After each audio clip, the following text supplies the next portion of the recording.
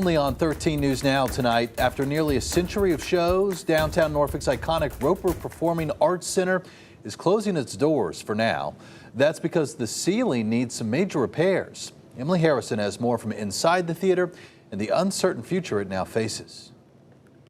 It's the final curtain call for the iconic Norfolk Theater, the TCC Roper Performing Arts Center. Built nearly 100 years ago, 13 News Now learned the theater will close indefinitely by December of this year. It's an old girl. It's got plenty of resilience. She'll be back. Paul Lassico, executive director of the theater, says there is too much history here to let go of the building, but they can't ignore the desperate need for repairs.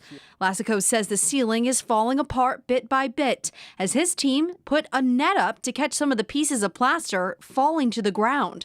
There's also decades of water damage, the source of which remains a mystery. We're not exactly sure where and how. We are making sure that before the integrity of the structure of the plaster that's above my head is compromised by the water coming through, that we address that. The theater's leadership team is now waiting on a feasibility study scheduled for December or January. The report will not only identify the needed repairs, but how much it could cost. That's a big worry since the building is state-owned, and funding can sometimes be scarce and require approval from the Virginia General Assembly. After that, there'll be decisions to make, and what's going to cost, and how much of it is going to come from public, how much come from private, perhaps. We just don't know yet. For now, though, Lassico is hopeful the theater will eventually return and carry on its nearly 100-year legacy of performing arts in the heart of Norfolk.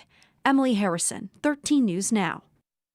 The TCC Roper Theater is recognized in the National Register of Historic Theaters and Houses, irreplaceable historical architecture, I should say.